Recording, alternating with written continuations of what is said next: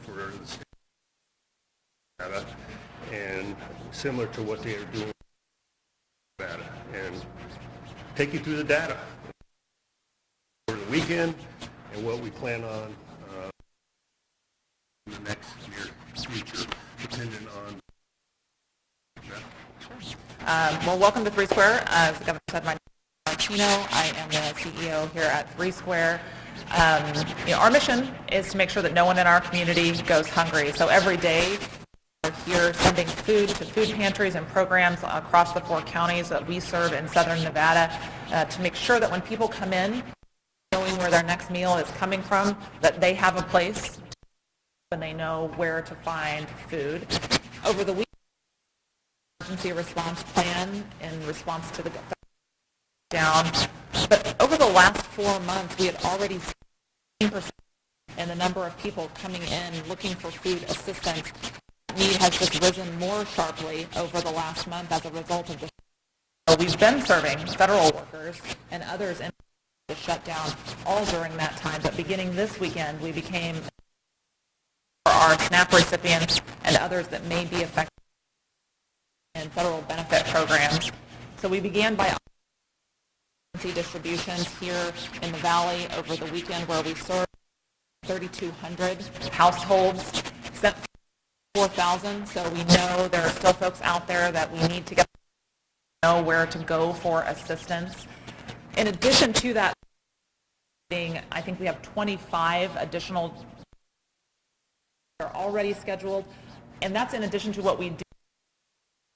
Dozens of food pantries and programs across the Valley. Now, where you are here in southern Nevada, we want you to be able to find food assistance near you, and you can do that on our website at threesquare.org. We are surging food to all of our food pantries and programs that can accept it, that can handle additional clients coming in and can accept additional food. And we'll also be increasing our home delivery programs for folks who have transportation challenges or mobility issues that would prevent them from getting out into the community. Right now, we know 500,000 people here in Nevada are without the SNAP benefits that they rely on to feed themselves and their families. So it's incredibly important that we let them know that they can find assistance by going to threesquare.org, entering their zip code, and finding a food pantry or program that are near them. They can contact us if they need additional assistance. And you can let them know what happened. So at our 4 distributions, we were here in Nevada, inviting folks to come out and find food assistance. We served over 1,000 at UNLV, 1,000 at College of Southern Nevada, and then nearly 1,000 more between 2 other church partners that we have here. We'll be continuing those same types of efforts with drive-through and walk-up designed to reach folks that are impacted by the government shutdown. Locations, we saw federal workers coming out. We saw the disruption in SNAP benefits and many others during this time. So we'll continue that work as the weeks go by. Perfect. And additionally, as you probably came into the National Guard's presence, so as part of to help facilitate packaging and delivery, I activated the National Guard here in the state of Nevada. 2-week deployment as we figure out what's going on at the Beltway. And while we go through the legal that recently occurred over the weekend, and we have and determine the longevity of the shutdown and how it directly affects the states individually. So we're doing everything we can as the state legally to get through the monetary benefit that we can provide to the food banks. Now, the important piece on this is the difference between the SNAP program and the food banks is the food banks leverage their buying power. So $1 of contribution equal to 3 meals. Is that correct? That's right. That's correct. To 3 meals. Traditionally, it's different than when you receive your SNAP benefits on your EBT card and you go directly to a food provider such as any grocery store that you frequent that accepts those cards. Is less than what occurs at the food bank. Well, because it's distribution, right? It's a grocery store versus to go to a pantry. and those distribution networks are in that issue and that hurdle. So we're to maximize the services that each individual has the opportunity to feed their families. Now, one of the key issues in any emergency, and I quantify emergency, is communication, ability to get the word out. I appreciate the media being here today to hear directly and what they provide in 3 Square, what 3 Square service and delivery services, and also what the state helps eliminate the ultimate problem. So the 38 million buys, somewhat buys a few weeks of food. We anticipate it's going to be sufficient through the month of November. Is the state prepared to step in and do more if that time were to lapse? Absolutely. Now we're going through the triaging process of different accounts, for lack of a better term, to figure out how we can leverage those monies in totality to provide it to this particular problem. So part of that approximately $40 million, $8+ million was through ARPA funds, the traditional ARPA funds we received from Washington, D.C. previously. There's a lot of projects funded via the ARPA funds, but some of them are not in completion or they have stalled, so we will look for revisions of those funds to provide to this particular. There was talk about a possible special session to be decided on. Yes, well, we're questions answered this week, hopefully, and hopefully as a result of the legal action, and we'll make a decision based on what answers. Just talking of the legal landscape and those decisions on. So, have you had any communication with the federal government on how Trump said his lawyers were unsure if they could properly follow the order? Has there been any communication with the federal government? No, we are in communication with the White House and the administration, trying to get answers on a continual basis. And a lot of those questions were presented as we were in the early throes of this process. What is legal and what is not legal? What is eligible for reimbursement in the long term from state funds provided? And what would be the easiest way to provide funding, not funding, but product, services to our constituents in the existing situation? Specifically to your question, sir, no, we don't have any answers as of today on the legal actions. I anticipate we will later, if not today. And more specifically, Governor, have you heard anything about when on it now the courts have said that they need to rebuild? No, that was to his question. But I don't want anybody to get overexcited on this, success through the litigation and the ability for the federal government to fund SNAP benefits. It doesn't happen overnight. Litigation, which usually takes time, and then the standing up of the systems, and do federal employees, are they present currently that manage that system? So there's a lot of questions that still have to be answered, and we're keeping eyes on the ball because it's important. People deserve the services that the state and the government needs to provide to their constituents. That's what we're working through. And I believe during the income finance committee, $8 million or so had already been dispersed. What's the status of that? Has it been transferred over? Beth would probably be better served to answer that, but that becomes immediately eligible. So the state, through their normal financial, distribute that money because it's not nuanced, because we've done it continually in this time. But you mentioned the previous $8+ million program, women, infants, and children, and through the ARPA process, which we hope will get us through the end of December.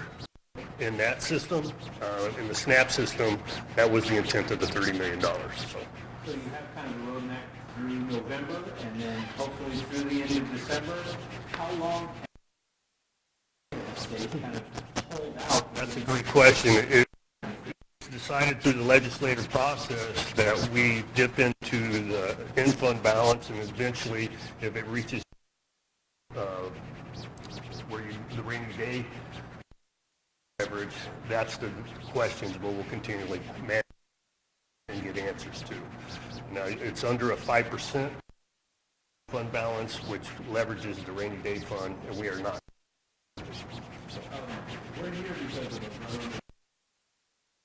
Have you tried any lobbying on the... Absolutely. I'll cut you off on your question. Yes, we are in a government shutdown. I have talked to the federal government to let reopen.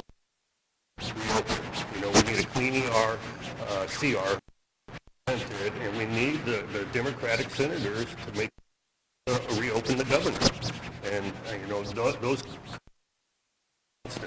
I don't want to use the word constant. They have been frequent, and we're continuing, hopefully, to communicate our desires as a state government and as the governor of the state of Nevada. We need to figure that out sooner than later. The welfare administrator mentioned the idea of using to be able to load up the cards. We don't have that mechanism, so and TANF, that's a state process. SNAP is a federal. We don't have access to that system to affect that delivery. If we were, you're looking at a 6-week process. The additional piece on that is a classified base exactly who is on SNAP. And that's an important piece for here in this food bank and how that process occurs. They don't ask SNAP benefits. They don't ask federal government employees whether they have the ability to pay or receive the benefits. Come one, come all, because we don't have time to figure out those needs. On a volunteer basis, Three Square will be asking their situation, but it's not mandatory that they provide it. $3 million is a lot of money, right? And you want to ensure that you're and doing your due diligence on the accuracy of that process. We've already seen a couple of people already. A woman walking out with meat in her purse. What do you say to folks? I think it's, we feel the best way to describe that is we understand it. We understand the role of government in that process, and it's a mandate. It would be malpractice not to address that need. And we're going to do everything in our power as a federal government, hopefully, and our local volunteers and food banks, all those systems that are put in place that are being spun up for emergency situations. That's good.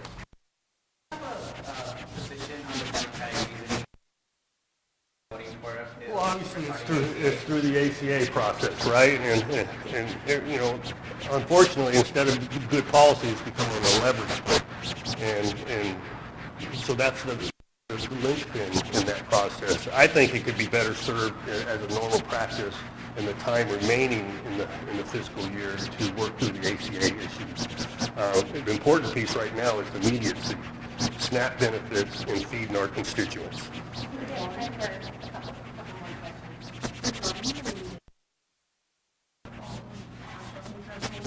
I'm sorry.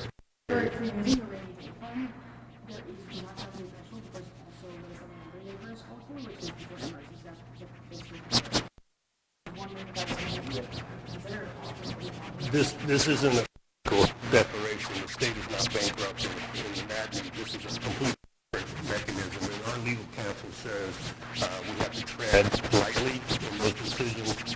And right now, we're not able to actuate that presentation in that space.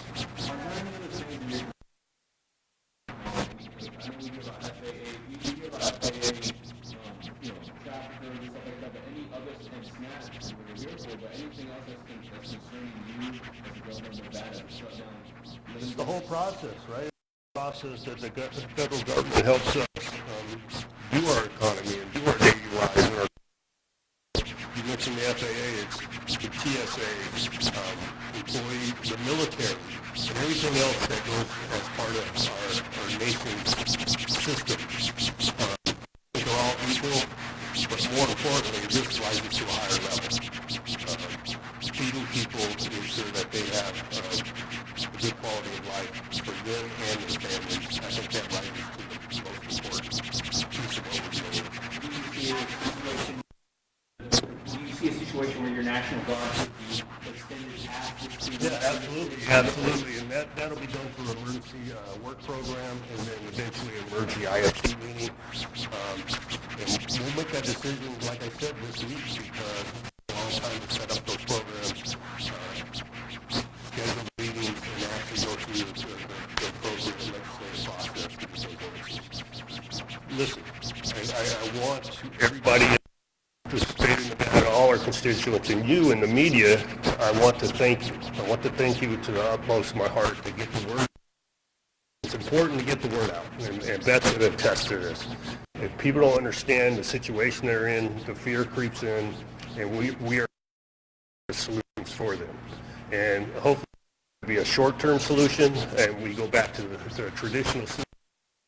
But we are prepared to take action if it is not short-term. So please communicate to your constituents and provide the information. Three Square of Southern Nevada and Food Bank of Northern Nevada is the solution to our current problem. Thank you.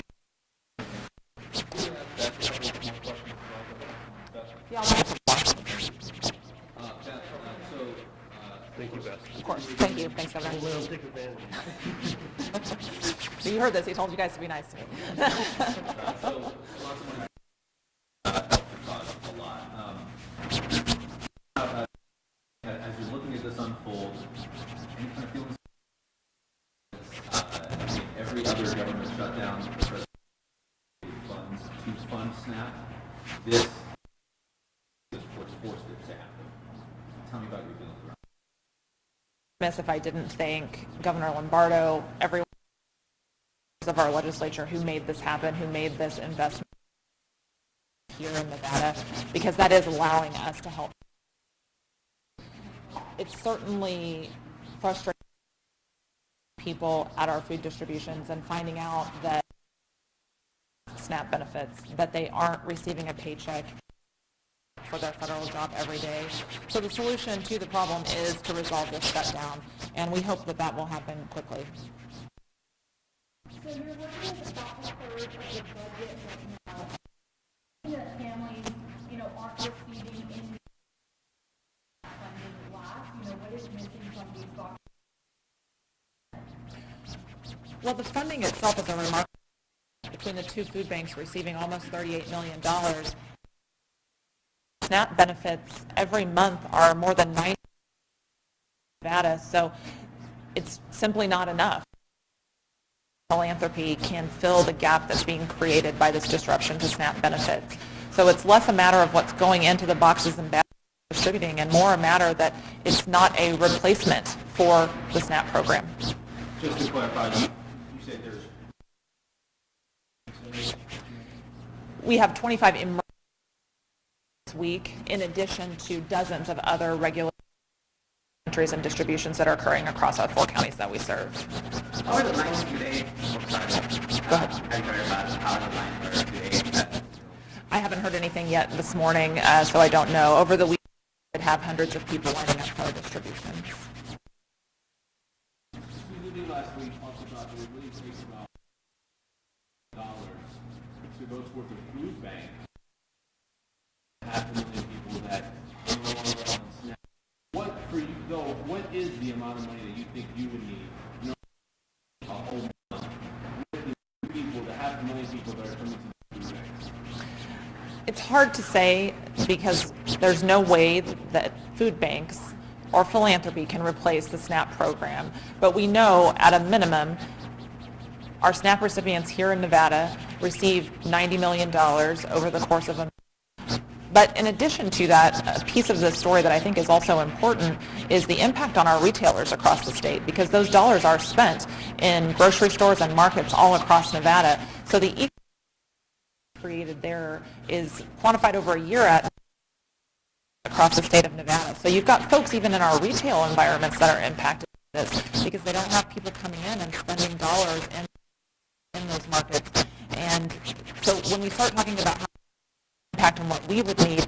We know that every dollar, every make our mission possible. So every volunteer hour is essential right now, but to ever fill this gap, what we really need is the federal government to get SNAP benefits paid and other benefit programs as well. Giving paychecks.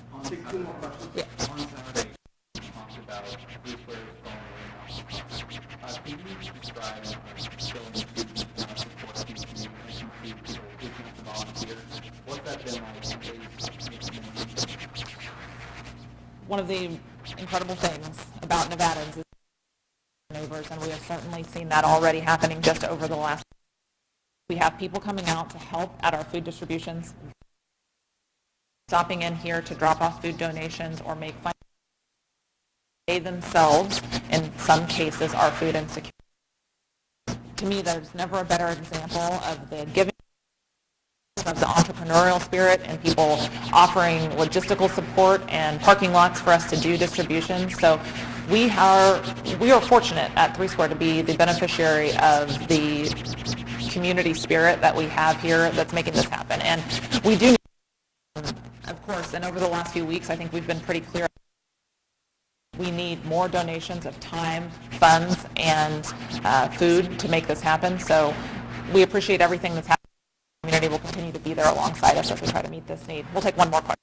And you talk about the workload of those volunteers, I mean, 25 that happened this week, or more this weekend as well. Are you getting in enough extra volunteers to make it so they're not totally overworked? And what's the, talk about what morale is like at these. The volunteers are incredible. This weekend, there were 200 volunteers at UNLV, and they want to be here to serve their neighbors, and that's what all the time. We have volunteers here at 3 Square every single day to show up and help serve their community. But our Bank of Northern Nevada, I'm sure, are the same.